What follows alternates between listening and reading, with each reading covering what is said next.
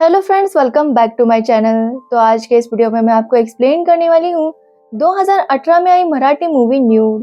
तो चलिए without wasting time हम इस मूवी का एक्सप्लेनेशन स्टार्ट करते हैं। मूवी स्टार्ट होती है एक छोटे से गांव से, जहां पर यमुना नाम की एक लेडी रहती है। यमुना का एक बेटा है जिसका नाम है लक्ष्मण। यमुना जब कपड़े धोने के लिए नदी पर जाती है तो वो वहां पर स्विमिंग भी करने लगती है। वो थोड़ा आगे आती है तो अपने हस्बैंड को किसी और औरत के साथ रोमांस करता हुआ देखती है। ये देखकर यमुना को काफी बुरा लगता है और वो घर आकर काफी ज्यादा परेशान थी। तभी वहां पर उसका हस्बैंड आता है और उसे पीटने लगता है कि वो उसका पीछा क्यों करती रहती है। यमुना उसे समझाती है कि वो उस औरत को छोड़ दे, वो उस औरत के लिए अपना परिवार क्यों बर्बाद कर रहा है। लेकिन उसका हस्बैंड उसकी एक बात नहीं सुनता और यमुना के कंगन उठाकर ले जाता है। यमुना उसे रोकने की काफी कोशिश करती है क्योंकि ये कंगन उसने अपने बेटे लक्ष्मण की पढ़ाई के लिए रखे थे। लेकिन फिर भी उसका पति वो कंगन लेकर चला जाता है। लक्ष्मण की स्कूल फीस पेंडिंग थी और जब तक फीस नहीं भरेंगे उसे स्कूल में नहीं लिया जाएगा। इसलिए यमुना जहाँ काम करती थी वहाँ के ओनर से पैसे मांगने जाती है। लेकिन ओनर बताता है कि कुछ टाइम पहले ही यमुना का पति एडवांस में कुछ पैसे लेकर जा चुका है। वो ओनर यमुना के साथ फ्लर्ट करने की कोशिश करता है, इसलिए यमुना गुस्से से वहां से निकल जाती है। वो अपने पति को ढूंढते हुए उस औरत के घर में जाती है। यमुना की आवाज सुनकर उसका पति बाहर आता है और यमुना को वहां से जाने के लिए कहता है।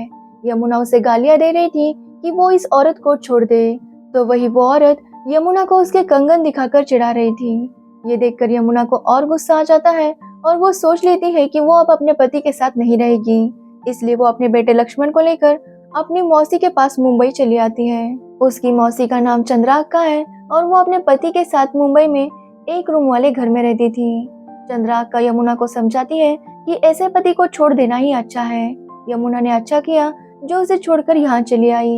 यहाँ पर यमुना कोई काम कर लेगी और अपने बेटे को भी संभाल लेगी। यमुना भी उसकी बातों से मोटिवेटेड फील करती है और अगले दिन से ही वो अपने लिए काम ढूंढने में लग जाती है। यमुना बहुत भटकती है लेकिन उसे कोई भी काम नहीं मिल रहा था। वो बार बार चंद्राका से पूछती थी कि वो कहाँ काम करती है, लेकिन चंद्राका इसका जवाब हमेशा टालती रहती। यमुना बहुत कोशिश करती है जॉब ढूंढने की, लेकिन उसे कोई भी जॉब नहीं मिलता। इसलिए यमुना एक दिन चंद्राका का पीछा करते हुए उसके पीछे पीछे जाने लगती है। वो देखती है चंद्राका एक आर्ट स्कूल में जाती है। वहां पर जाकर वो झाड़ू पोछा लगाने लगती है। यमुना ये सब कुछ छुप कर देख रही थी। थोड़ी देर झाड़ू पोछा करने के बाद चंद्राका उस स्कूल के अंदर चली जाती है। अंदर का नजारा देखकर यमुना काफी ज्यादा शॉक हो गई थी क्योंकि वहां पर काफी सारे स्टूडेंट्स थे, जिसमें कुछ लड़के थे और कुछ लड़कियां, जिनके सामने चंद्राका पूरे कपड़े उतार कर बैठी हुई थी। यमुना देखती है वो स्टूडेंट चंद्राका की पेंटिंग्स निकाल रहे थे। ये बात यमुना को काफी ज्यादा अजीब लगती है। तभी चंद्राका को भी फील होता है कि कोई उन्हें छुपकर देख रहा है। वो आवाज लगाती है तो यमुना वहां से भाग जाती है। चंद्राका जब घर आती है तो यमुना उनसे इस काम के बारे में पूछने लगती है। चंद्राका बताती है कि उसके पति की काफी साल पहले नौकरी चली गई। घर की हालत काफी ज्यादा खराब थी और बहुत काम ढूंढने के बाद भी चंद्राका को काम नहीं मिला। कुछ लोग तो काम मांगते वक्त हमेशा बुरी नजर से देखा करते थे, लेकिन चंद्राका को जब से ये काम मिला है तब से उनकी फाइनेंशियल कंडीशन ठीक हो गई है। चंद्राका बताती है कि स्कूल में वो कपड़े उतार कर पेंटिंग के लिए पोज देती है, लेकिन अभी तक किसी ने भी उसे बुरी नजर से नहीं देखा। इसलिए चंद्राका वहाँ पर सेफ फील करती है। उन्हें रोज के वहाँ पर 300 रुपए मिलते हैं। चंद्राका यमुना से कहती है कि अगर वो चाहे तो वो भी ये काम कर सकती है। वैसे भी उन स्टूडेंट्स को एक और मॉडल की जरूरत थी, लेकिन यमुना का कहना था कि वो इस तरह का काम कैसे कर सकती है। चंद्राका उसे समझाती है कि वो ये काम करे लेकिन किसी को भी ना बताए, जैसा चंद्राका करती है। चंद्राका ने भी सबको यही बताया है कि वो उस स्कूल में झाड़ू पोछा लगाने का काम करती है। यमुना चाहे तो वो भी ऐसा कर सकती है। उसे काफी पैसे मिलेंगे और लक्ष्मण की पढ़ाई भी पूरी हो जाएगी। यमुना को पहले तो ये बात पसंद नहीं आती, लेकिन बाद में वो मान जाती है। अगले दिन वो भी चंद्राका के साथ उस स्कूल में जाने लगती है। चंद्राका यमुना को काला टीका लगाती है ताकि किसी की उसे नजर ना लगे। जिसके बाद यमुना वहाँ पर पॉज करने के लिए बैठ जाती है। पहले यमुना काफी अनकंफर्टेबल फील कर रही थी, लेकिन वहाँ के स्टूडेंट्स उसे काफी कंफर्टेबल फील कराते हैं। जिसके बाद यमुना रोज चंद्राका के साथ स्कूल जाना स्टार्ट कर देती हैं। वो अच्छे पैसे कमा रही थी, लेकिन उन्हें एक ही पोज में काफी देर तक बैठना पड़ता था। यमुना नोटिस करती है कि उसके बेटे लक्ष्मण को भी पेंटिंग्स बनाने में काफी ज्यादा इंटरेस्ट था। ये देखकर यमुना डर जाती है कि कहीं लक्ष्मण भी उसी स्कूल में एडमिशन ना ले ले, क्योंकि अगर ऐसा हुआ तो चंद्राका और यमुना के काम के बारे में सबको पता चल जाएगा। इसलिए यमुना डिसाइड करती है कि वो लक्ष्मण को औरंगाबाद के आर्ट स्कूल में एडमिशन करवा देगी। जब लक्ष्मण को यह पता चलता है तो वो यमुना से काफी ज्यादा गुस्सा था, क्योंकि वो यहाँ से कहीं और नहीं जाना चाहता। लक्ष्मण को लगता है यमुना जानबूझकर उसे अपने से दूर भेज रही है, क्योंकि यमुना को मुंबई में मौज मस्ती करनी है। यमुना उसे समझाती है, लेकिन लक्ष्मण उसकी बात नहीं मानता, जिसके बाद चंद्राका उसे डांटती है और उसे डांट कर औरंगाबाद भेज देती है। इससे लक्ष्मण यमुना पर काफी ज्यादा नाराज था। वहां जाने के बाद भी वो यमुना के साथ फोन पर भी ठीक से बात नहीं करता था। ऐसे ही दिन बीत जाते हैं और यमुना का काम अच्छे से चल रहा था, तो वही चंद्राका की तबीयत खराब हो रही थी। उस आर्ट स्कूल का एक स्टूडेंट जयराम यमुना को ऑफर देता है कि वो प्राइवेट असाइनमेंट्स के लिए भी बाहर आ सकती है। यमुना को पहले वो अनकंफर्टेबल लगता है, लेकिन बाद में वो मान जाती है, क्योंकि अब उसे चंद्राका का भी ध्यान रखना था। लेकिन यमुना की शर्त थी कि वो जहाँ भी जाएगी वहाँ पर कुछ लड़कियां भी होनी चाहिए। जयराम भी इस बात के लिए मान जाता है और यमुना प्राइवेट असाइनमेंट्स भी लेने लगती है। एक दिन यमुना एक फेमस आर्टिस्ट एम.एफ. हुसैन के लिए पोज देने जाती है। यमुना उनसे पूछती है कि वो इस तरह की पेंटिंग्स क्यों निकालते हैं। मिस्टर हुसैन उससे पूछते हैं कि इस तरह की मतलब किस तरह की।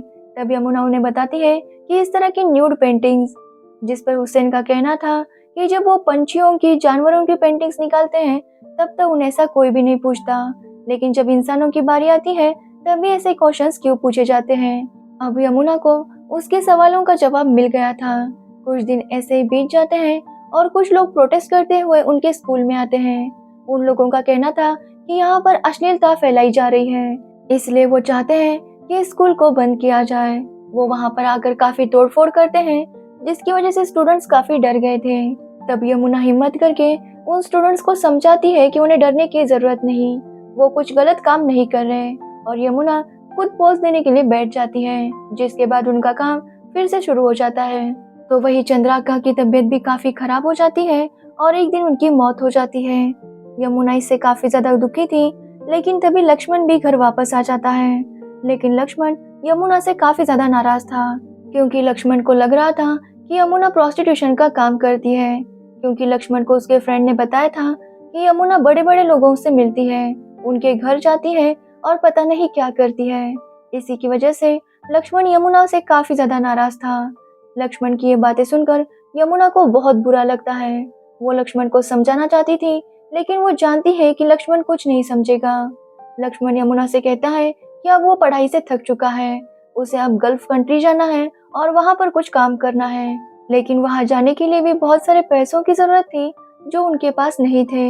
यमुना काफी परेशान हो गई थी, क्योंकि उसे भी लग रहा था कि उसकी लाइफ भी चंद्राका की तरह ही हो रही है। अभी तो वो काम करेगी, लेकिन बाद में उसका क्या होगा।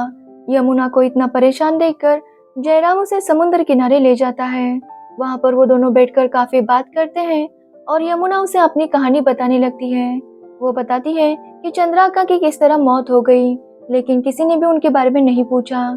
किसी ने भी ये खबर लेने की कोशिश नहीं की कि चंद्राका जिंदा है या मर चुकी है। तो वही जयराम भी यमुना को अपनी स्टोरी बताने लगता है कि जब वो छोटा था तभी उसके मॉम डैड की मौत हो गई थी।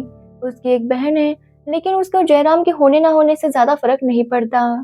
यमुना भी उसकी बातें सुन रही थी और यमुना को एहसास हो रहा था कि उसकी लाइफ भी चंद्राका की तरह ही हो जाएगी। यमुना के पास अब ना ही हिम्मत थी और ना ही कोई मोटिवेशन कि वो अपनी लाइफ को आगे कंटिन्यू कर सके।